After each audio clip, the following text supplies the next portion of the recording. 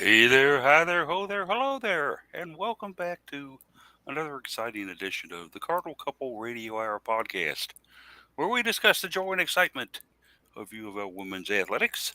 Glad to be back with you this week. I was actually out of town last week when the podcast was originally scheduled to go, but the rest of the fellows and gals made a corporate decision not to do the podcast.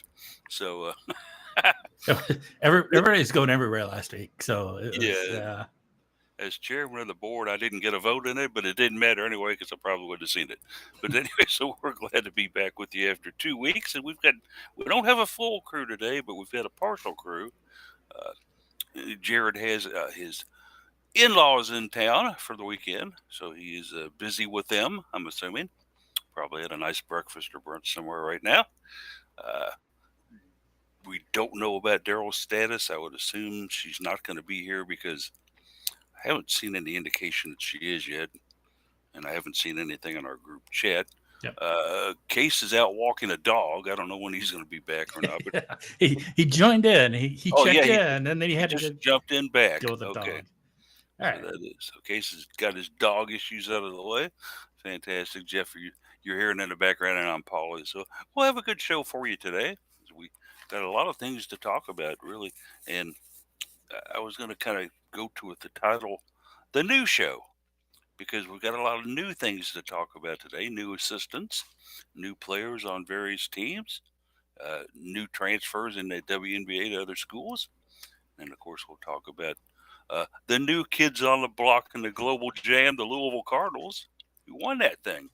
So a lot of new things to discuss today. But as normal, we'll kind of just catch up with the guys a little bit here before we get into scheduling and Twitter. Case, what have you done in the last 2 weeks of interest and note? Not much of note, really. It's just been work at home and work at work and keep on keeping on. So you're at the kind of schedule now where you can do both. You can either work at home or go in and work. Oh yeah. But I actually meant like doing things around the house. Work. Oh, okay, okay. work on the home and work at work. But yeah, I do work. Sometimes in the office, sometimes at home. Understand you not saying homework. That would give a whole different connotation there. Yeah, no longer in school. No longer doing homework. Yeah, I need to probably drag you down with me when I go interview Karen Ferguson Days. Yeah. If I can get you off work, because I know Are you sure? I know she would be over and probably lock the doors to the soccer complex upon seeing you coming and run screaming through the hallways, going, "Mo God, he's back! Oh my God!" Yeah, I know she's gonna be thrilled to see me come down the stairs the first game. Yeah, I'm sure she'll probably have her head on backwards and go, "Yo, what's up, homie?" No, she, as I've got a busy Tuesday where I'm going to go down and talk to both the U of L women's soccer coach Karen Ferguson Days on campus, and then I'm going to do a phone interview with Justine Zary, the Cardinals field hockey coach. Of course, I was trying to get into doing a live with her, but she's out on the recruiting trail, so she will be doing a phone with me on Tuesday. So I'll probably bring both of those to you in the Wednesday column. Should be a lot of fun to do. And then we're losing a member of Cardinal Couple for a couple of weeks. As Jeff is going to go up to Iceland and see if he can find if there are any cod up there that he can dine on. with the cruise coming up, Bud, right? Yeah, Northern European cruise going to be gone for 2 weeks, so I'll be a bit scarce. Get some other writers in here for the Sunday articles, and I'll be enjoying some cooler weather. Certainly in Iceland, it'll be cooler. Some of the other spots will be really quite comfortable, I think, based on the weather we've been looking at. So, yeah, it's going to be a good couple of weeks off. I need it. I need to get away from work and relax and decompress a bit. But it's going to be a little difficult initially. The big project that I've been working on, big new product and feature that my team has been working on, is going to be released Monday while I'm gone. So that's going to be interesting. We'll see how that goes. I guess you could always monitor it from the Iceland branch, right? No, probably not. Yeah, well, I mean, I will obviously have internet access while I'm in. I'll be in Iceland for a few days, so I can kind of monitor it for a little bit if I really need to. I'm going to really try not to, but um, yeah, once they get on the cruise, that'll be a little more difficult. But yeah, This has all the ear makings of the old office episode of The Pyramid. When they, if anybody's a fan of The Office, when they break out a new product line and then put Dwight in charge of it, which was a yep. massive mistake to begin with. But anyway, so fun for you. We will have uh, writers in for Jeff on that Sunday. I'm guessing Jared's going to jump in and say, I'll take it. We'll see, though, on what develops. I'm Yeah. still in touch with David Watson from time to time, and he's still kind of hinting around a bit of it. He'd like to do a column every once in a while. And it'd certainly be fun, I think, to bring David back in for a return column Yeah. every once in a while. Uh, Although he doesn't seem to be too much in the swing of things with U of L sports lately. He's got interesting life hacks that he wants to discuss with somebody. So I end up talking with him about those. But we'll see what happens there. But as far as things going on campus, we are seeing many signs of life down there. I went down the other day to get my parking pass renewed on campus and saw the field hockey girls out swinging the sticks around over a Traeger, which I don't know if it was just a unauthorized practice or just a get together and let's play a little bit and stuff like that. But Might I have been almost, personal workouts type that's stuff. true. That's true Yeah. too. I I think those almost may be had getting started at this point. Sonia talked into parking and going into watching them for a while.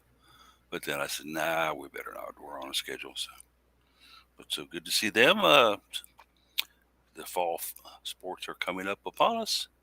And we'll switch over to scheduling and Twitter right now and see if Mr. K says anything for us in regards to the scheduling that might indicate any exhibitions or anything like that going on. The short answer is no, and the long answer is also no. The calendar is quite empty. It's not So that long anymore. We are under a month. that's true. Yeah. That is true. I was looking to see if I could find whether there was a camp going on for field hockey, but it does not appear that anything like that was the case last week. But yeah, the week of the 23rd is pretty thin. And by pretty thin, I mean it's empty for Louisville.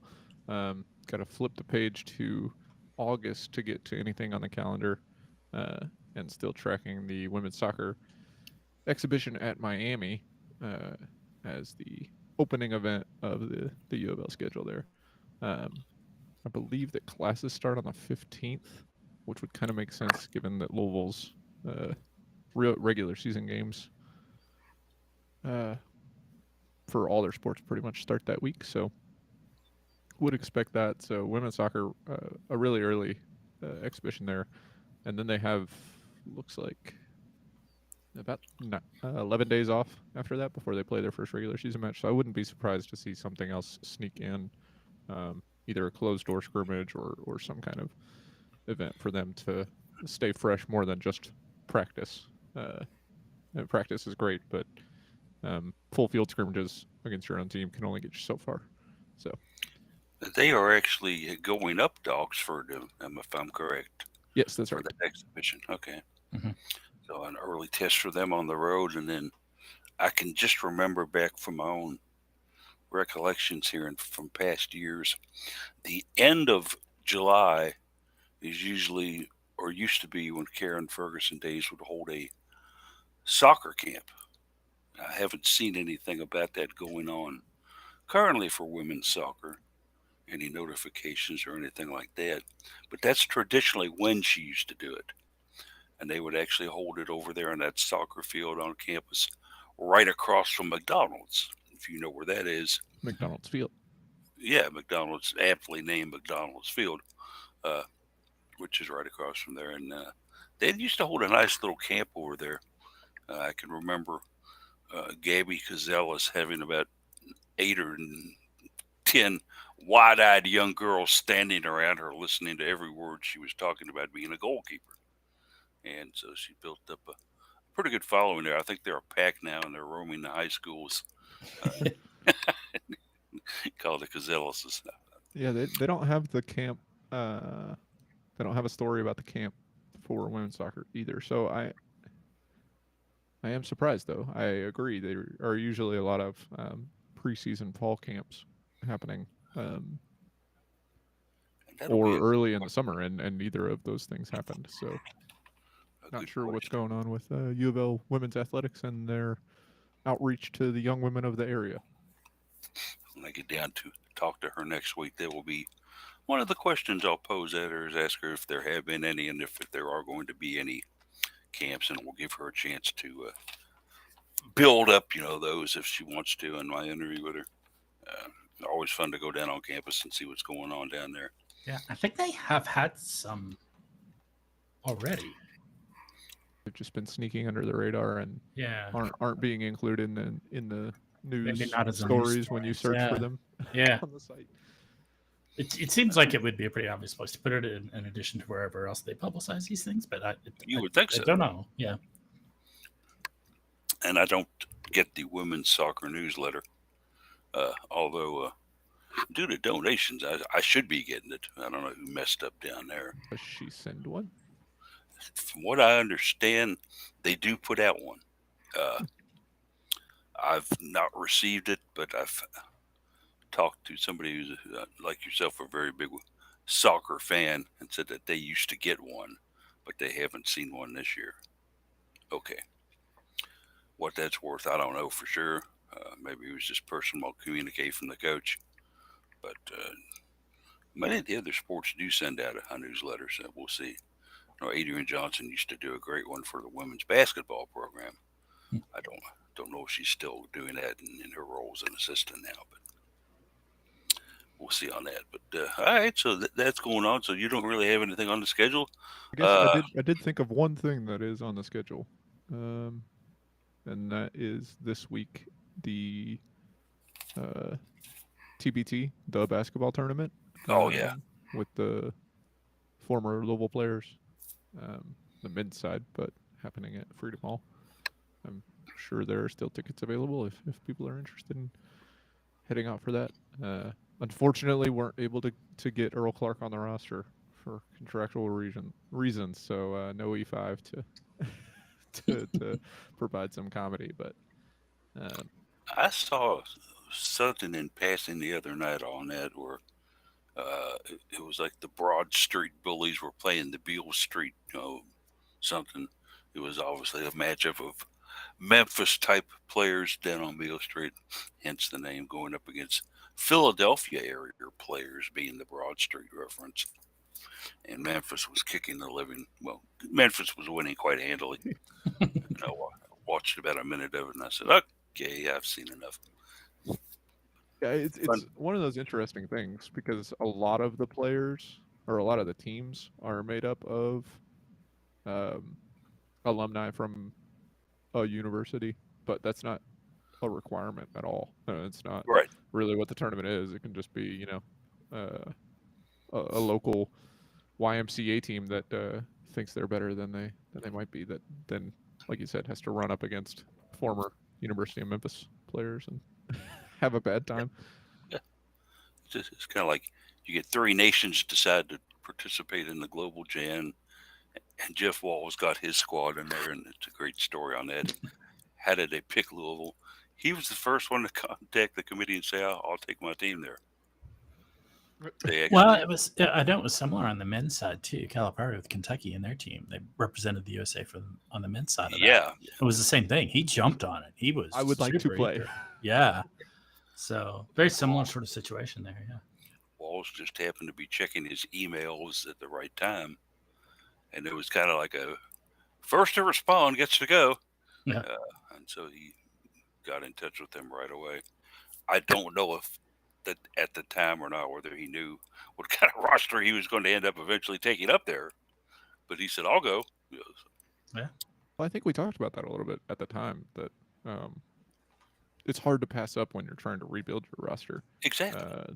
The free practice time and Team because otherwise they bonding wouldn't get it. and all of that. Yeah. There's no way to get that within the NCAA regulation. So you get those international trips or representative events like that and can get together. And it worked out both for U of L and UK this year because both both probably needed that time. Yeah. I got into a texting battle, or not battle, but discussion the other night with one of our readers who said Walls cannot make up his mind. Either he's pulling them in from the transfer portal or he's going after freshmen soon to be. He said he's even going after sophomores. Which is it going to be, Jeff? I don't think it has to be either or. That was exactly my argument. I came back and said, why not? False dichotomy there. I don't know. It's a buffet. Why don't sample a little bit? You don't have to necessarily have to stick with the potato salad or the baked beans. Try a little bit of everything, Jeff. And that's what he seems to be doing. And that seems to work out well because, as I covered earlier this week, there was one girl he's after that's tops in Georgia in her class and is a sophomore and looks like she could just be all that and more. What a ball player. But she's got a list as long as my forearm of schools that are interested in her, so we'll see there. So you're telling me it's a soup and salad and not a soup or salad? Yeah, absolutely. You can get both cases. Wow. And refills. Wow. Wow. Go to Japanese restaurant and get salad and the miso soup. Yeah, there you go. Now I'm hungry. There you go. It's almost lunch, so We know where you're headed for lunch today. Then absolutely right. I guess, and I haven't been to one in such a long time, but I guess slowly the all-you-can-eaters or the buffets are opening back up again. I would assume. I know a lot of them probably hit the chapter 11 with COVID, but I haven't been to one in so long. I haven't been to one in a while. I think Golden Corral's doing fine. Yeah, Golden Corral's the one I was thinking of, and because I think they changed the format up to Roosters here in Fern Creek, where that used to be an all-you-can-eat, but it's not anymore. Well, I know we go to we like to go to Cane's, and it's very disappointing when you are like, I'll go to Cane's and I'll eat in, so I don't have to deal with the styrofoam thing and my chicken getting potentially soggy or whatever. And right. I think that now they just don't serve it in the trays anymore. It's just all in the styrofoam to-go boxes, which is really inconvenient, both when you're eating it, when you get it, and then when you go to leave, because the garbage can holes are not made for the size of the styrofoam things, and so when you have to throw it away, you're like, so shove the tray thing into the hole so that it'll go in the garbage. It's a fold over and pray. Push it in, hope it didn't come flying back up on you. Yeah. I haven't had done Cane's in a while either. But then again, I was never a big fan of Cane's, to be honest with you. My late mother-in-law loved their Cane's dipping sauce, so we would occasionally take her there. But anyway, trick is to order the chicken extra crispy. Is that the key to it? Yep. I guess that's it. They closed the KFC here. Speaking of extra crispy, so Barstown Road is just falling apart as we know it. They closed the one in J-Town too. Yeah. Oh wow. And Feast in J-Town closed. Oh, I saw that. But, yeah. And they just opened that one not that long ago. Yeah, it hadn't been around all that long. But they've got 2 burger spots opening. Where the Frisch's here on Barstown Road closed a couple of years ago. The one on in Shelbyville just closed, or not Shelbyville. The one on Shelbyville Road in St. Matthews. Yeah, and that was a long-standing one too, and a very good one. But so they closed the Frisch's here. They're putting in another burger joint from the Midwest. They closed the KFC. They're putting in a burger joint. This Home Run Burgers out on Barstown Road now. Mm-hmm. They are over on. They used to have a spot over on Hurstburn Lane, if I remember right. Yep. They had a location in Cardinal Town. It didn't last very long. But it didn't last long in Cardinal Town? Nope. Okay. Because I have not tried their product. But could you tell that it is the middle of the summer slump? There's nothing on the calendar. Yeah, there's nothing on the calendar. Almost like we are talking about the current restaurant. I feel like Louisville Business First, talking about restaurants. We're talking about new restaurants. It goes into the new trend I started today. We're fine with that. But let's go ahead and I guess tell you, if you want to do it, Twitter's really up to you today. I really don't care one way or another if you do it. We get some contact. Some people do like to hear it. Hey, there's always some new fun thing to learn about Twitter. Like I saw yesterday, apparently now when you get rate limited, your offer is to subscribe to see any more tweets, not just wait. So that's fun. But I tweet is at best case scenario. Polly is at Cardinal Couple. Jeff is at Card Couple Radio and at Jeff McAdams. Jared is at Mr. Anderson Jared even when he's on a cruise, and Daryl is at Daryl Faust 4. Um, that's pretty much it. The right side of the Cardinal Club website still keeping up with that Twitter list. The widget still works. We're still going to cling on to that as long as we can, and keep on keeping on. The other thing on Twitter that I learned, I noticed that the ads, like the promoted tweets, are inserted at every 5 or 6 tweets now. I was like, this is absurd. So I did a little personal experiment, and for like a whole day, went through the extra effort of doing not interested in this ad for every single one, no matter what it was. See, I hit mute on them. It didn't work. It didn't do it. I think that it doesn't. It doesn't stop the ads from coming. I think I only confused it further because it was like, well, we don't know what you want, so we're just going to give you the same stuff we were giving you before. And it's like, well, yeah, I'm hitting mute.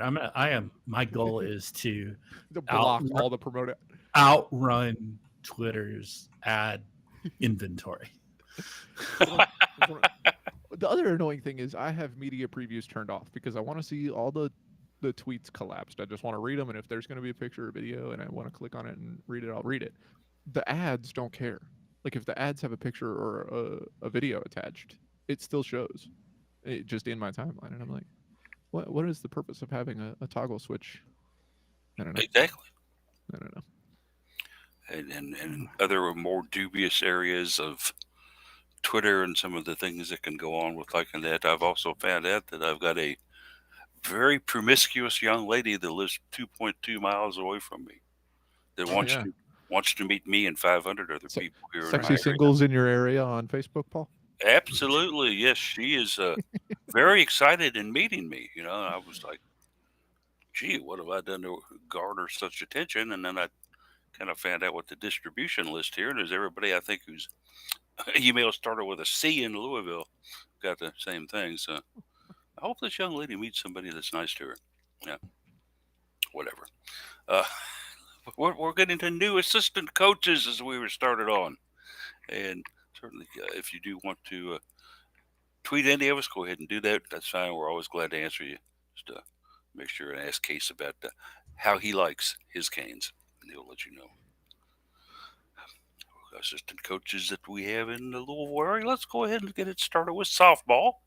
As Louisville softball, although traditionally a spring sport here, we do have a new coach in Brian Sabatella who comes to the program. He is an assistant coach that specializes in working with hitters. How about that? And coming into some Utah Tech, where he was an assistant coach. An interesting move, I would think, probably. Case, would you not think an upgrade in positions for him, even though he's still an assistant? Yeah, it's an interesting move because I want to say that around this time last year, Louisville was announcing a new hitting coach, and so without being able to find that too quickly, not going to go through the effort of trying to. Maybe I'm thinking of someone else. Maybe I'm thinking of the offensive coach that came on for field hockey last year. Maybe. Yeah. But yeah, Sabatella should be helpful. He was the hitting and infield coach for Utah Tech. Like you mentioned, Paul, he spent 2 seasons there. They went 35-18 last year. They won the WAC regular season title. That's pretty impressive because they're like relatively new to D1 in their third year. Yep. Yeah. They're in their third season of their Division 1 transition, according to the story here. Yeah. So they're not even eligible for postseason yet. Right. Lovely. And they hit 342 as a team. Yeah. So that's pretty good. They hit 2.15 doubles per game, which was best in the country. I think that Louisville is definitely there. I mentioned it briefly in the article today that they are in a position they didn't expect to be in as far as having to fill offensive production holes. They knew they were going to lose Taylor Roby. They knew they were going to graduate some other people, but you don't expect to lose Corby Otis, who was the team leader in OBP. You don't expect to lose Sarah Gordon, who was, an offensive standout. Maybe wasn't expected to be, but she was, and so that is a blow. And so now Louisville is going to need to find some way to make it work because in addition to Corby Otis being an OBP leader, she was also I think tied for second in home runs with Hannah File, who also graduated. So you're losing your top 3 home run hitters from last year. It's going to be an interesting transition. Um, they announced a transfer today that was a team leader in batting average for her career. She, um, hit Oh, the a lot of doubles. Georgia State girl, yeah. Yep, hit a lot of doubles. And then you've got a new hitting coach that kind of averages or kind of seems to excel in doubles and getting the bat on the ball. So Louisville's going to be looking to um, depend less on pop. Pop is nice. It's good to be able to hit home runs, but there were a lot of times last season where when Louisville wasn't able to get the ball over the fence, they weren't able to do much offensively, despite the speed that they had available and some of the hitting batting averages that they had. So Yeah. I think it'll be nice to get somebody in, help with your freshmen because they're going to be depending a lot on freshmen, I think, um, and really try to get that offense going in the multi-pronged offense that uh, Coach April has said that she wants and hasn't been able to put on the field yet. So It could be fun to see how he worked with this. Just kind of the quick breakdown on him. So he did play his college baseball at Quinnipiac, and then he actually got drafted by the Seattle Mariners back in 2005, Major League Baseball draft there. I'm not really sure how long he played in the majors, but certainly anytime you can get somebody who's at least got those kind of qualifications to come in and hit up your hitting shift, it doesn't sound too bad at all, does it? I mean, he's obviously experienced with uh, teaching people and playing, and on the top level, can he go ahead and transfer that over to the women's game and from baseball to softball? He did Yeah. well. Yeah. Yeah, and I think the answer is probably yes, that it can. They're not that different. Takes a little adjustment, but yeah, I think um, it's not. Yeah, that's not too bad of an adjustment.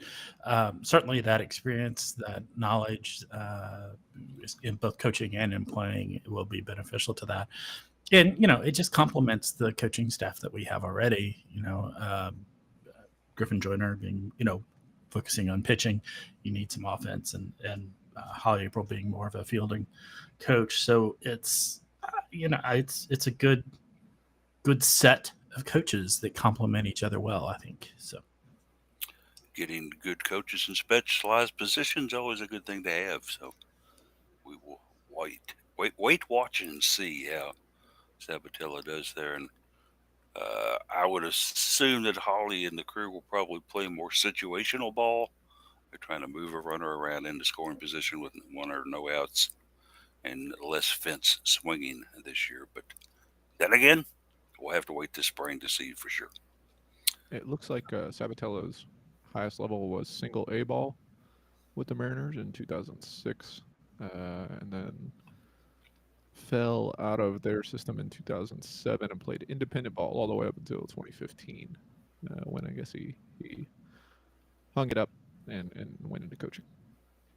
There you go. Certainly a lot of experience on the diamond, and we'll see what he can do with it as it translates out there. You got to be impressed with what he did at Utah Tech. I guess the key is, can he take that from a league like the WAC and bring it to the ACC and have as much success as he did in the WAC? That'll be a key to find out, and certainly a key to see how he deals with some of the arms that they've got at places like Clemson and Florida State and Virginia and some of the other schools that are traditionally softball powers in the ACC. So best of luck to him, and best of luck to the softball Cards this spring. Track and field. First off, you had a new coach come on board as Joe Franklin took over the program, and then he turns right around and says he's got a new assistant coach for track and field, bringing in a young man by the name of Wyatt Rhodes. And Rhodes is a guy who was actually working at New Mexico and working with the pole vaulters and others, as well as he will also be our director of operations for the program. So interesting stuff for track and field there. It seems like we've had some big changes there over the last couple of months, Case. Yeah, I was surprised when Franklin was announced. I had the right on that one, and like I put in the article, it had really snuck under the radar that there was going to be a coaching change. It was announced earlier during the spring season, and just kind of caught us off guard, I think, if we had missed that one like I had. But the future should look bright. I mean, Franklin was very successful at. Oh, now I'm going to draw a blank on where he was. New Mexico State, I think. Is that right? That sounds right. Yes. He's very successful there, and should be a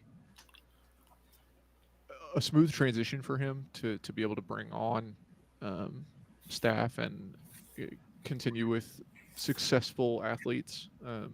They'll have a lot going forward with experience, and so bringing on Wyatt Rhodes, who was at New Mexico, I guess down the road from Franklin. He was also a volunteer assistant at Texas Tech. He was in collegiate track and field in the heptathlon and the decathlon. Was where he did most of his competing. He competed for 6 years at the collegiate level. Played for Iowa State because he was also on the football team. And competed there for 3 years, and then transferred and had 3 years at the University of Colorado. I don't know how you managed to end up with 6 seasons of eligibility. I guess probably he had a COVID year because he's that young. So ask Tia Gibbs. Well, that's true. She did it without a COVID year. Yeah, That's right. So he'll be, I think, a good. It's good to have a young coach, I think, on staff for a sport like track and field, where, it's a team event, but it's not really a team sport, except for relay. But having somebody that can relate as a very recent athlete to what the athletes are going through, and with all their travel and trying to stay focused individually and as a team and academically, I think he'll be a good addition. Jeff, I took a look at the hire, and I took a look at what some of his previous assignment duties were. And one thing I saw that I liked a lot is that he's got experience in coaching pole vaulters, throwers, and jumpers.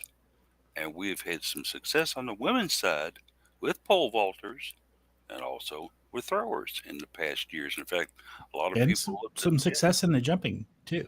Yeah, and jumping as well. And then people have looked at our program and said the field event is probably stronger than the track event at Louisville. Mm-hmm. Okay. This is a guy that definitely looks like he can add some pluses to our field events. Yeah. Sorry, I got a coughing spell there for a moment. Yeah, it's to bring some emphasis on that and to bring some focus and again, kind of that complementary of roles. You have a coach that can focus on one area, another coach that can focus on another. Let them kind of divide and conquer and give a little more attention to, assisting competitors in certain types of events. What I thought was interesting was the split. One of the splits they were talking about was somebody was covering the multi-events, which is like, heptathlon, pentathlon, decathlon, which is a combination of like running and throwing and jumping events. I would have thought that people participating in those would have just worked with whatever coaches are involved in that particular area. But now they seem to want to divide it up for, a specific coach for the multi-event types of events, if you will. Um, I was a little surprised at that. I have to think, because that is an interesting note. I would think that it has to do with like those events are so unique because you're doing so many of them in a row. So I think that the way that you manage your your stamina and endurance It could be. for individual events, because like a long jumper is going to go out and kind of give it their all in the long jump. Mm-hmm. But if you need to run steeplechase shortly after your You long may jump, hold back a little you're bit. probably Yeah. not going to want to go attempt to leap 10 feet and The strategy of where to gather your points based on your strengths and weaknesses. Yeah, I could see that. right. So, I also found it interesting that Wyatt Rhodes is going to be also serving as director of ops, which is certainly a non-trivial combination of Yeah, that's the one that kind of set up my question marks. Yeah. yeah. That's director of ops. They do a lot. Yes, they do. Yeah, so And they are that's busy in interesting. recruiting. You're absolutely right. Yeah. So we'll see what happens with them. Certainly, you're building it. You brought in a strength to add to your strengths, and I like that. That's a Yeah. plus for me. And we'll see how it works out, and we can see if our field side of things can continue to have the success they had. And certainly, we're going to look with Franklin on board to see if the track part of track and field can also improve, and we can get some people that are placing even higher than they have been in like the ACC, and also if the NCAA should beckon and call one of our athletes, let's hope they can do well there. I guess the other new coaches that we could look at here would be Rowan, where Louisville Rowan has added 2 assistants, not 1 but 2. How about that? Does they bring in assistant coaches? And actually, 2 of them came in. Ian Byrne came in to the program. Byrne was most recently at Michigan State, who's got a very good rowing program up there. Indeed. And then Brian Riefsnyder also comes on board. He comes in from Old Dominion. I'm not as familiar with Old Dominion rowing, but certainly bringing in 2 good assistants like that. It shows that the program is trying to bring in people that are going to put them up a little further in the realm of competitiveness in the ACC, because to be quite honest with you, we've kind of been an afterthought in ACC rowing on the women's side. We just haven't been able to compete with the strong schools that traditionally dominate rowing in the ACC. Thoughts on these 2 guys? Certainly bringing in the expertise from Michigan State is good, and ODU has, they've had a long history in the rowing sport. I don't know how much success that they've truly had at it, but like you, I haven't followed them that closely, but certainly 2 programs that have a history and experience with it, that more than we do as an organization, as a program, as an organization, is a relatively new sport for UofL. So good to get that the heritage and tradition in there to learn from. And I wasn't able to find a picture on Byrne anywhere, but I figured, they got another guy. Ian Byrne is actually a girl. Egan. Yeah. Yeah, EGAN. Yeah, Egan or Ecan or whatever you want to pronounce it. Yeah. It's actually a girl. Yeah. Yeah. Well, woman. Yeah. Woman, girl, yeah, female, whatever. Yeah. She was a 4-year letter winner for UNC, and was the captain of that team. Yeah. Strong rowing program down there too. Yeah. I think what's interesting about Byrne is that she was assistant coach at Gonzaga and Colgate, and at both of those also ended up being the interim head coach, which is interesting, particularly hopefully because, not prophetic. Well, particularly because to have done both of those things prior to joining Michigan State, her first job was from 2017 to 2018 as the novice girls coach at Loyola Academy in Chicago, and so it's like that's she's had a lot going on in a short time. What also interests me about both of these hires is that they don't both of these seem like operational coaches. It makes me wonder if, like, organizationally, rowing realizes that to take the next step forward, they need more than just like, we're gonna grab. uh, From my experience when I was in school and knowing people that joined the rowing team was a lot of, we're gonna grab athletes that um, are not competing at the collegiate level in their high school sport, but are good athletes that we can, uh, you know, physically teach to row, and try to improve there. And you can't. There's more to the sport and more to, being a successful program than just the athletes in the boats. Um, and Byrne was trying to find where I just saw that. She assisted with managing, fixing, and transporting the team's boats and other equipment. Um, that seems, like a pretty important thing. She was also part of the recruiting effort for Michigan State. And then Reef Snyder was also major in recruiting. He was the recruiting coordinator for both the men's and women's teams, and was also involved in budgeting and compliance. So both of those feel pretty operational to me as far as building out the staff, and not necessarily like they will improve. I think the rowing, the actual rowing on the water, as it were. But I think that the talents that they bring on the back end will also be critical. And you were absolutely correct there when you talk about people being recruited as student athletes into the rowing program can come from basically anywhere on campus as long as they're showing some type of aptitude or physical skills or success, maybe in other sports. And a great story on that is my good friend had a daughter who was actually quite a swimmer at Sacred Heart here in town. She went on to college and didn't really want to swim at the program she went to up in Dayton. But the rowers came by and had a little table set up basically on freshman day saying, "Are you interested in joining our row team?" Mhm. She said, "Why not? Let's give it a try." Because she had the strong arms from swimming, ended up getting into the rowing program. And then as a junior and senior, she was all conference with Dayton. So, Yeah, I would imagine that's actually a fairly similar yeah, sort of body tone and fitness sort of system as Some swimming. people I think of were tennis players, high school tennis players. oh, sure. Interesting. Yeah. Okay.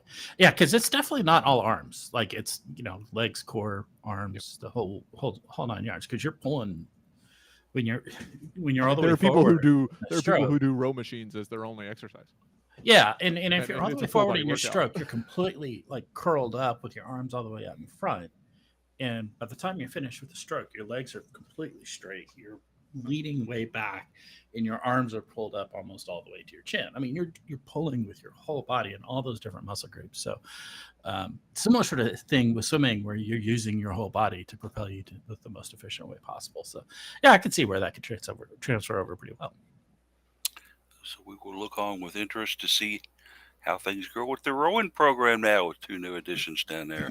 Certainly the great facility that they do have down off of River Road down there as well for the girls to train at. And Jeff and I have been down there in past years to cover rowing and the traditional, was it red and black scrimmage that they had down there? Yeah, red and black regatta, I think they call Regatta, it. yes. Yeah, And also got fed well during that. So yeah.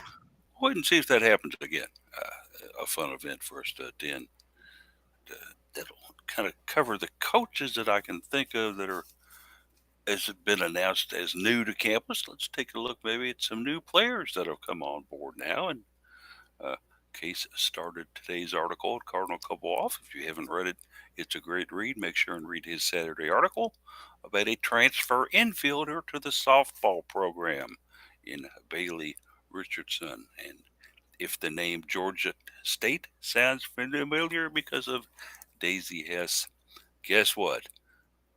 Her buddy from Daisy's buddy from Georgia State is on the team now, also, and Bailey Richardson is a grad student.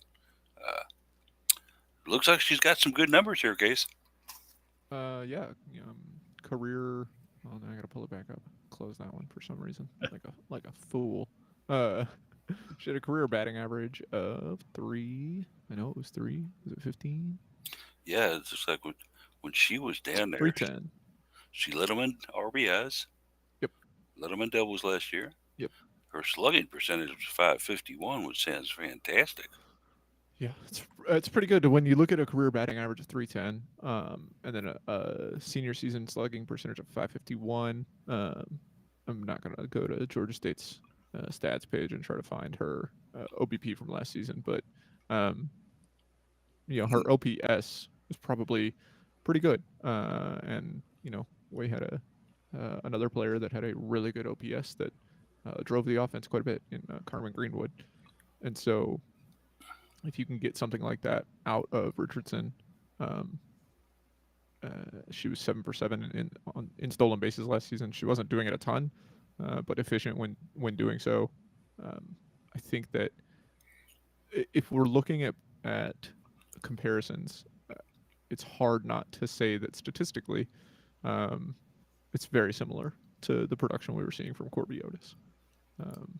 She's got 9 home runs. I think Otis had 10 last year, 8 doubles. So not as much speed, not as many stolen bases, but efficient in doing so. Otis wasn't caught stealing until the postseason last year. Able to bring players in. The Georgia State was not good last year. I think they won like 18 games. So leading the team with 33 RBIs, when you had a 551 slugging percentage, if there had been more people on base ahead of her, there would be more RBIs, right? So you can kind of look at that number a little bit. And then defensively, she was Defensive Player of the Year as a senior in high school. So you look at Hess being a good defensive player coming out of Georgia State. She struggled a little bit defensively, more than we expected this season. So that will be an interesting thing to watch. But I don't. I expect them to play side by side, Richardson and Hess. That is, but what side of uh, what side of second base Richardson is on is a big question, or what side of shortstop, I should say. It brings up a real interesting dilemma that I think April's going to have to look at, where you've got Easton Lotus back. Okay, Yeah. she's returning. She was your second baseman last year. Did a very passable job at second, I think. And you had another very very good player in Allie Alexander, who was playing third. All this kind of done to make room for Hess at shortstop. Now, did they look at Alexander again and say, we got this player coming in, we'd kind of like to put at third base. So for the third year in a row, Allie, we're going to ask for you to move positions from originally shortstop on the team, then to third base, and then it's even, I think you mentioned it in your article, moving her to catcher to replace Sarah Gordon. Uh, Jeff, am I wrong here? But is that asking a lot for a player to do in her first 3 years on a major college program? Yeah, I mean, if that's what happens, obviously it's still yet to be seen. But if that's Yeah. what happens, it's an interesting progression through your career. I think if it is, that's some credit to Allie Alexander, for having the flexibility and skill set to be able to move to those different positions that do require slightly different skill sets. Shortstop to third's not that big of a jump, but jumping back behind the plate is a bit bigger of a change. I think she could probably handle it just fine. The only thing I worry about is you kind of sometimes want your pitcher to be a little bigger. And she's tiny, she's 5'1". 5'1". Yeah. But that might be an issue. But other than that, I think she's got the skills to do it. And credit to her. She was the only other catcher on the roster last season. Yeah. So if something had happened to Gordon, you have to assume that the plan was for her to Alexander to be there. Yeah. So they're bringing in 2 freshmen. I imagine it's going to be a battle in camp in the fall to see.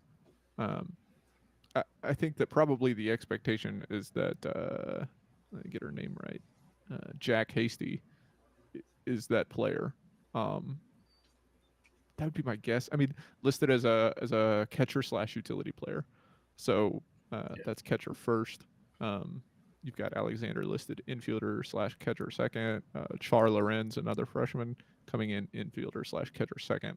So um, I would say that you're probably looking at Jack Hasty, but if you don't want to turn the reins over to a freshman right away, if she's going to take a little bit more time to develop than Sarah Gordon did, then maybe you do want someone that has familiarity with the team, has familiarity with the pitching staff, probably has caught, bullpen sessions with those pitchers, and you got to find a spot. You didn't bring in a grad transfer as a hitter that you're not going to be able to find a spot for on defensively, and it would be a little bit of a waste of defensive talent to put her at first base.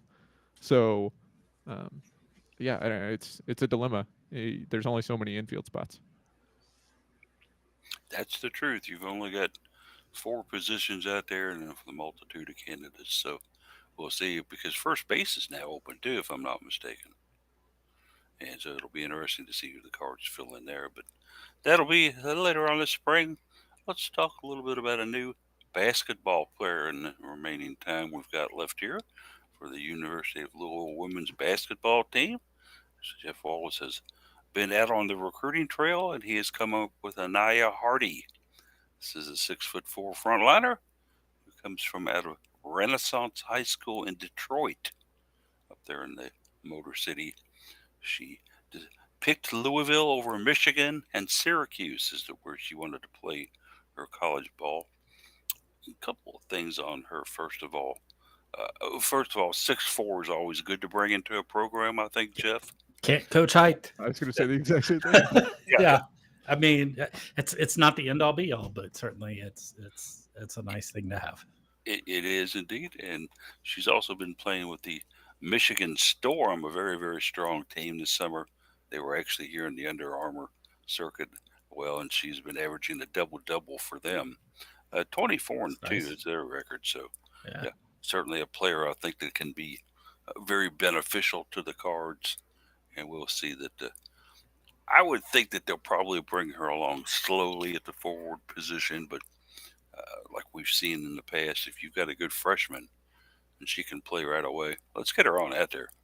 So Jeff Walsh will have a lot of fun trying to figure out what he's going to do with her, I think, guys.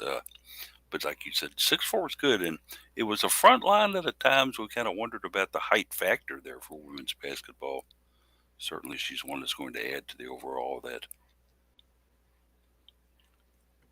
Looking at other, if you had something to add on her, go ahead for sure. No. Well, I agree that you're definitely probably going to bring her along slowly. But the question is what do you get out of Alexia Mobley this year? Is she going to take that step forward? We know that we're going to lose Olivia Cochran after this season. She'll graduate. We've got Ema Fedon set to redshirt, so you'll be bringing her up to speed next season. Henny Van Schaik? Is it Schaik? Do we know? Oh, Heine Van Schaik. Schaik? Okay. It's the one out of Utah Valley, I think. HVS, yeah. So she's only a junior this season, so you'll have her again next year. So if you're bringing in a freshman in the 2024 class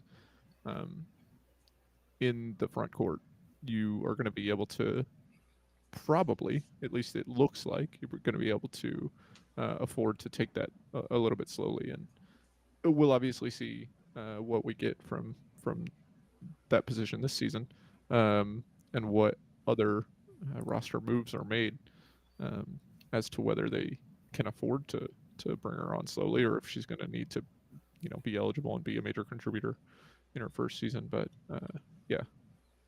And I did really like the way that HVS played in the Global Jam. Global Jam. Damn Global Jam. The damn Global Jam. The damn Global Jam. Where she came in off the bench and did some good things in there. She did. Strong on the boards. Showed that she could score underneath. She in one of the games, this is one of the write-ups I had, she led the team in points. Yeah. With playing, I think, 11 minutes and some. Like, that's some serious production per minute. Yeah. I'm not sure why she didn't get longer to play, but if she was scoring at that clip, maybe she didn't enter until late. But man, that's a lot of points per minute. It'll be interesting to see if she can do the same thing, and when she Yeah. gets into, obviously non-conference play for Louisville is always extremely tough, but conference play is going to be an even bigger test for her to see how she gets in there and does, especially with some of the centers that are returning in the ACC. Another player I kind of want to get into just a little bit. She is uh, a senior, going to be a senior this year. She was in town up to an Under Armour event. A lot of people are looking at her as maybe one of the best coming out of this class, and that's Jelani Cambridge, a 5'6" guard who spent her last season playing at Montverde Academy in Nashville. Or no, excuse me, playing for the Ainsworth School in Nashville, and headed to Montverde Academy in Florida for her senior year. An interesting transfer move, but people are talking about her as being somebody who could step into any D1 program and immediately claim one of the guard spots.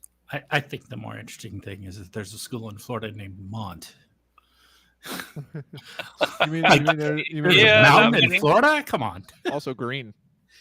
Green, yeah, I can do it. I can understand green, but what's the highest point in Florida? 300 and some feet above sea level? I mean, come on.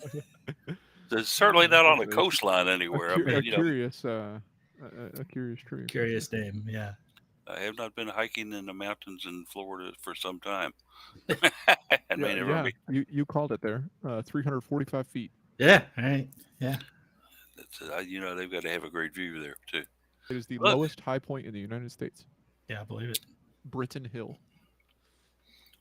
As the Florida gets a very good one though, in Cambridge. If you've never seen anything on her, if you ever want to take a look at what she can do, Ainsworth is not a nationally known powerhouse in Tennessee or anything like that, but she took them to the Tennessee State Finals in Class AA. One of the leaders on that team, and scored 41 points in the final game. A losing effort for them, unfortunately, but still one heck of an effort by her. A ball player who looks like she can take things over guys. And so certainly one it's good to be in on. And I'm excited about her possibilities. As far as anyone else, here's one for the trivia books. Who do you think of when you think of Ragone? Yeah, Dave Ragone, the quarterback. Ragone. Yeah, no. But we've got a recruit that's his daughter, right? Yes. It actually it's not just a name association. No, it is her daughter. So Dave his Ragone. daughter. Excuse me. Absolutely. Fine quarterback for the Cards. Has a daughter now, and is at Mill Creek High School in Georgia. Looks to be the class of 2026, but in the Georgia ranking updates for that class, with 55 players ranked, she is ranked number 1 in the state of Georgia. Nice. So that's certainly a very, very good start for her. And talking about coming from a good heritage line, her mom was Marju Sobert at Louisville. She played basketball here with the Cardinals and was actually CUSA, remember when we were in Conference USA, Player of the Week several times in her junior and senior years. So the breeding turned out. It sounds like we have an inside line, but yeah, doesn't hurt. Yeah, it's better than say, well, yeah, I drove by your campus once on my way to Columbus. It looked nice. Yeah, we have a verbal commit for volleyball that's similarly far out. I think her name is Ava. I think it's Ava. Last name Utterback. But as far as I know, unrelated to Scott Utterback, the photographer, phenomenal photographer that we've had around Louisville for so many years. Done such great work with CJ and some other organizations. Just also, by the way, a great guy. If you ever had the opportunity to just chat with him. But as far as I know, those two are unrelated to each other. So, yeah. Well, no offense to Scott, but I'm not familiar with any academic accolades for him, so I'm not too terribly concerned if there's not any genetic connection. Yeah. he's fun to have a pregame meal with. If he's sitting at your Yeah. table, he'll eventually end up sharing some of his war stories, and he's got a million that he can tell to you kids. Yeah, good guy, very good guy. Overcame a very serious illness to come back, lost a lot of weight, but he's back now and taking pictures again and a little bit wiser from everything. But he's fun. I know Jared looks up to him a lot as well. Yeah, for what he can do. But we have guys, we've hit the noon hour here. And this has been, I didn't even get to everything I wanted to talk about today, daggone it. But we talked about a lot of good things today. Of course, we all know what happened in the Global Jam. That was fine for us to win that, and everything turned out well. But let's go ahead and I guess move on into some final thoughts now as we come to the end of our broadcast. Case, what's your final thoughts for today? My final thought is that we talked about Amina Ekic joining Bosnia and Herzegovina, and how she may get more playing time, and how that would be great for her. It turns out that's going to be really difficult for us to find out. I came into this morning wanting to touch briefly on international soccer, but didn't want to only talk about the USA.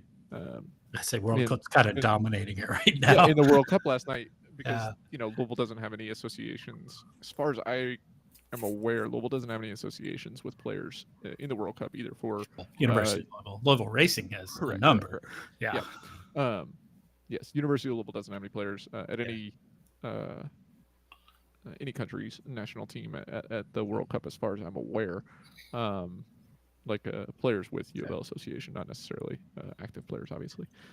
So I was like, well, maybe I'll touch on Amina Ekic and her involvement with the friendlies that Bosnia played last week.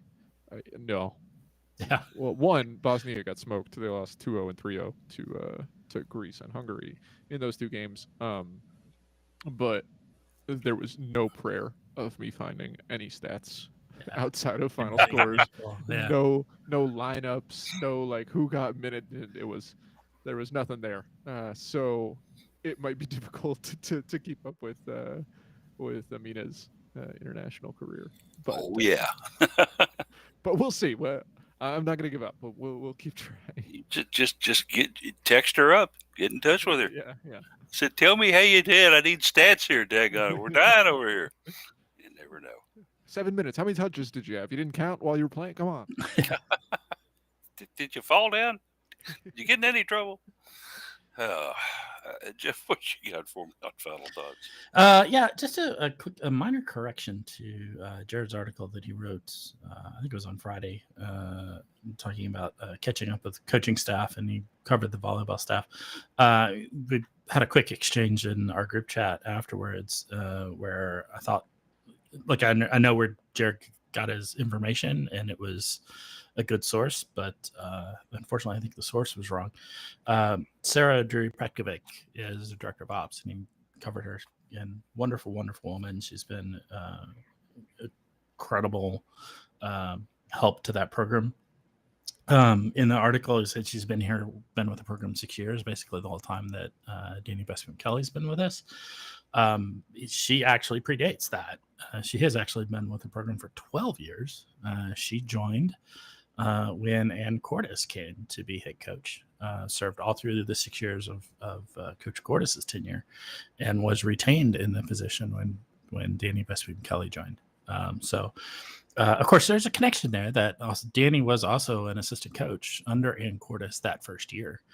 So they knew each other, and Danny retained her when she came, which is great because Sarah is a wonderful resource and wonderful person. So it's very interesting. Like when you look at her bio says 6 years right now. Well, 6 years as director of ops, but it also doesn't mention. It talks about coaching at Kiva, coaching at Kentucky, Indiana, or that's Kiva. At some of the other places where she's been IU Southeast. Yeah, it just doesn't talk about her previous. It's like they just forgot a sentence somewhere in the bio talking about when she joined UofL. The only thing I can think of is they just haven't updated it. But I mean, all that stuff would have predated the bio. But to say 6 years, should have already been in there. Yeah, but to say 6 years, the only thing I can think of is they just haven't updated it in a while. But yeah, she's been with us 12. She's got now a pretty long tenure with the program, which is fantastic. We're blessed to have her. She's a lifer. She went to PRP. and Yeah, just I mean she's a hometown hero. So yeah, and just a wonderful person as well. I yeah, can absolutely. share a personal experience toward her. A few years ago, when I was associated with one of the Louisville University of Louisville support clubs, one of the Cardinal clubs that we have here in town. A brief association with them a little bit, but they asked me if I would go out and solicit some of the teams that I was familiar with on the women's side for a raffle they were having, where you could basically bid on an item that was presented there, and the highest bid won the item. Went to volleyball. Really wasn't sure what I was going to do there, but I wanted to see if I could get something, jersey or something out of volleyball to put in this raffle auction. You probably couldn't carry everything if you were left with. And Sarah met with me immediately. She said, "How about a volleyball? I know they'd love a volleyball, wouldn't they?" Yeah, I'm like, "Yeah, that would be fantastic. I could." She goes, we've got one. Don't worry about buying one." She goes, "How about some autographs on that volleyball?" And I yeah, was like, "Gee, that would be nice, wouldn't it?" She goes, Here's what we'll do. So we'll go ahead and get Coach's autograph." She literally, while I was standing there with her, took that ball, walked about 20 yards to where Coach was getting a cup of coffee, and told Coach Busboom Kelly, "Here, sign this for Paulie over here." yeah, Coach just kind of looked, smiled at me, waved, signed it, and then dashed back to her office. yeah. I got that one. She goes, "Well, you want to get anybody else?" I said, "What do you recommend?" She goes, "Katie was up here. Would you like Katie's autograph on this?" I'm like, could I? I'm like a kid in a candy shop. Right. Katie would be great, yes. And she took it back, came back about 5 minutes later, and said, "Katie's glad to do it here." I didn't Well, ask for any furthers. I didn't want to test my luck any yeah. further than that. Uh, I TBK saw you and realized that you might walk up to her and shove a mic in her face, and that's why she hurried away back to her office. Yeah, absolutely, because just yeah, a side of the story, real quick. When Jared and I were down there a few years ago to interview, I think Aaron Fairs and somebody else, uh, we were down there in the practice facility. Coach kind of tried to tiptoe by us, and then she goes, "Y'all don't need to talk to me, do you?" So no, we need to talk to these two players, Coach. You're fine. She goes, "Great," and boom. yeah, Yeah. She saw the light turn green and she stepped on the accelerator and was out of there. yeah. But The most recent story I have with Sarah Petkovic was when my father passed. Was in Omaha for the tournament that year. This was the COVID year when it was in the spring in April.